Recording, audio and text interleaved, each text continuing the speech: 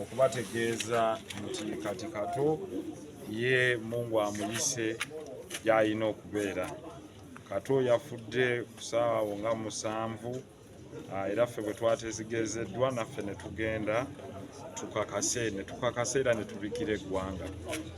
Tusooka okwebaza abantu bonna bannamawulire mwenna, abayimbi, ab'ettutumu ne mu bibiina byammwe ba promoters n'abalala. Mwebale omukwano guno ne solidarity y'amaanyi, era ntandise kati wano okukwata akakalaamu manye nti omuyimbi ono ataggukirawo banne mu kiro nga baakafiirwa, oyo muyimbi kitegeeza tagwanidde bakulembera. Kuba omuyimbi yenna bw'owulira banno nga batuuseeko ekizibu gw'okola ki? Gw'osookawo. Kino kijja kubalaga nti leadership si ya grabinga, leadership y'abantu kubeererawo bannaabwe.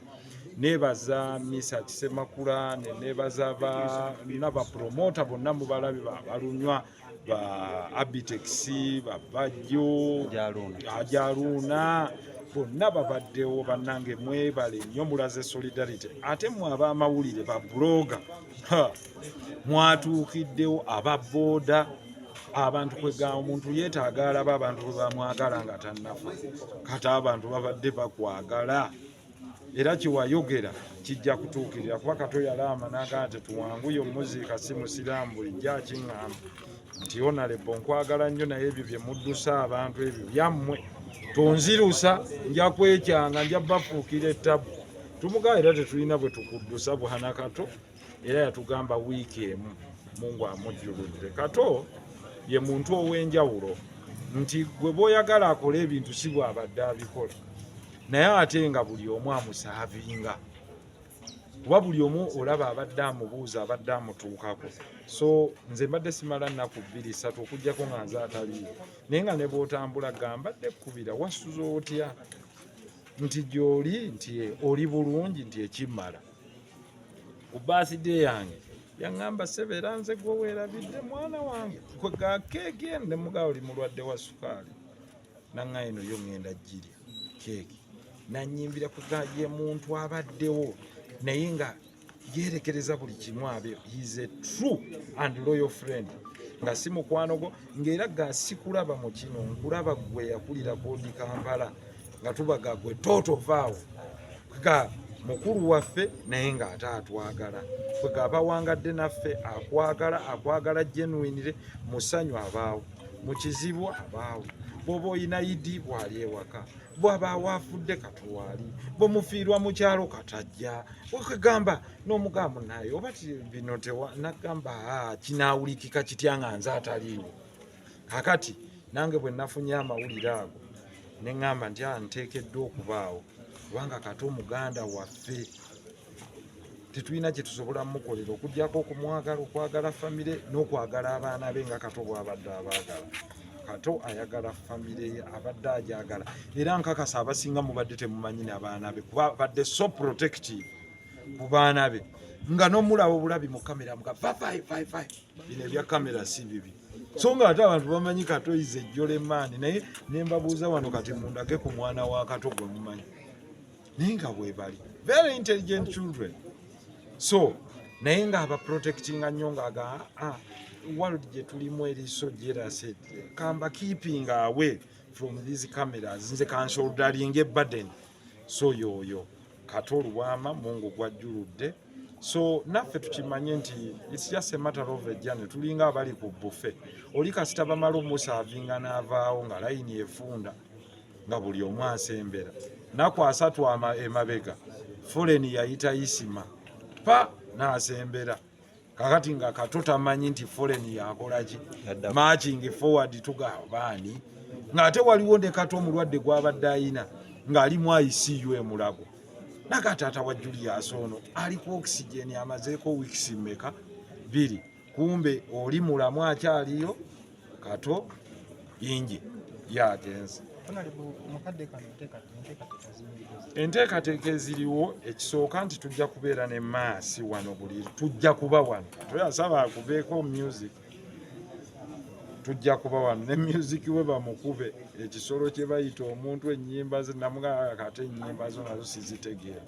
nangamba nti mwe mwali mulapinga bubblegum music gwanange naliko omuyimbi naga mwe mwali muyimba ebyo bibubblegum golinga city adenja nemuga oyo yali owaffe oyaggwako naye ng'omulaba nti he loves you naga naye lwaki torekodinga yakayimba ne mugamba Kato sibisobola eyo field abaana abagirimu bagisobola so he loved the field ayagala nnyo abantu basasulwe content waabwe ekyo nja kiremerako agamba kola tunes z'abantu abazikozesa they must pay them kuba bazikozesa ne balya sente zaabwe zabwerere ne local content babeere nga bazannya emizannyo gyabwe nga girabikira ku tvs n'ebirala so nebaza baatisi be babadde bategeka nabo gundi ku Serena naliko naye awo n'ateekako twende Nairobi ne tuzinamu ku Friday n'agamba olaawe bwenzina ne muka Kato onyirira luno n'aganyirira ate yateekawo ennyambala yagambudde mu Parliament oddayo okunyambaza essuuti n'afuna empale ze ziringa sweat pant nga gyaya ne muka Kato munnaffe otuyitiriddeko oleese design yo wekka but he lived his life even with the underlying sicknesses that he had. Kato was positive. Ngagamba nze nebaza muntu. I'm diabetic, I'm hypertensive. God has tried me. Naye wendi I'm happy. Alya buli mmere. Mira bulungi eddagala yaganda nagenda ku operation y'omutima Yesu olumu omutima uliranga gumuluma andi Kato ye muntu akweka pain. Ng'asobola okubaji waliwo ekimuluma naga ndi bulungi.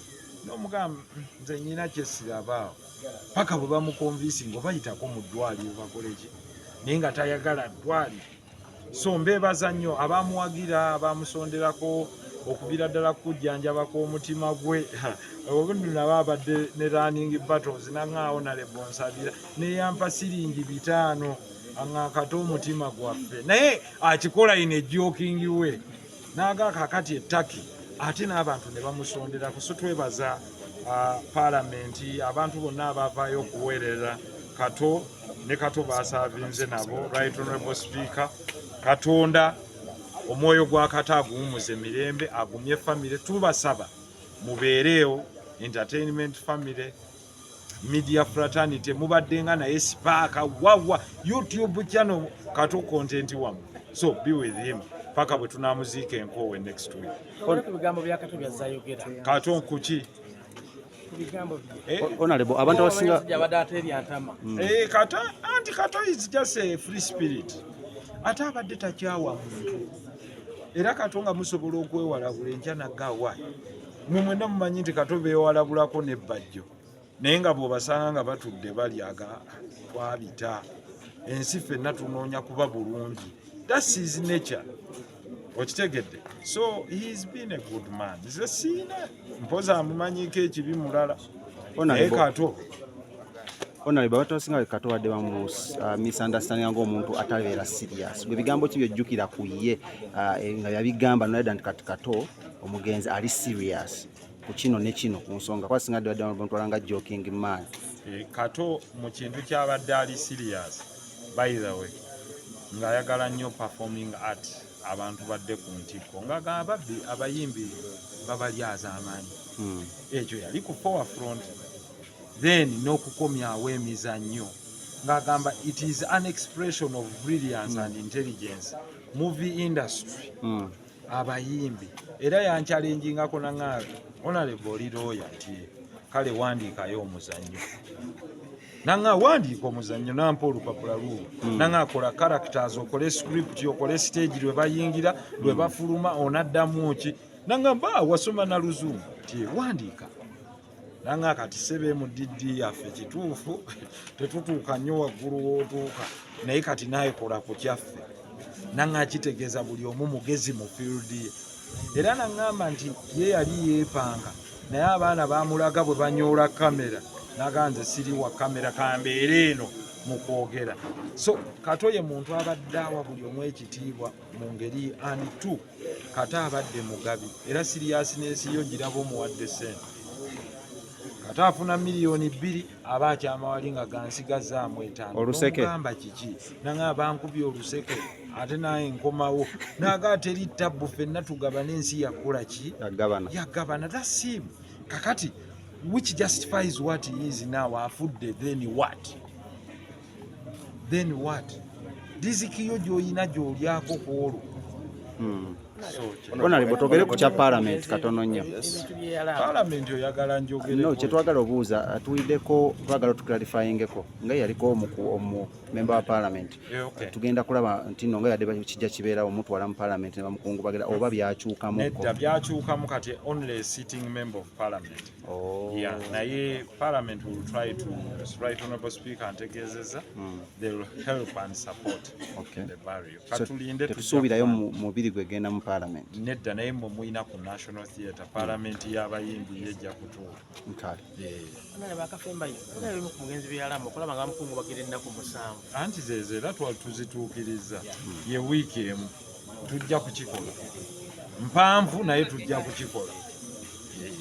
Honorable naddala kati abantu mu mbeera nga zino waliwo abantu abagereesa nga basigaddewo mu bulamu bwayo oba wamagezi kinaddala abantu nga bali mu kati saa zino bali mu kkuba mbuutu no ekyo kyabwe ekyo alla buli omu ajja kumulamula ku lulwe kubanga ekintu ky'okufa tekiwaliiko akirinako monopole naye ekyokufa ffenna sinatteeka kuba etteeka balikyusa kya butonde. Nga mwe abakola amateeka mukoze ki governing this industry kino tubanga tukufuddeko nga kino tuli tusa omuntu omu nga si buli omu kwagala kyayagala kukola kyegwanyiza.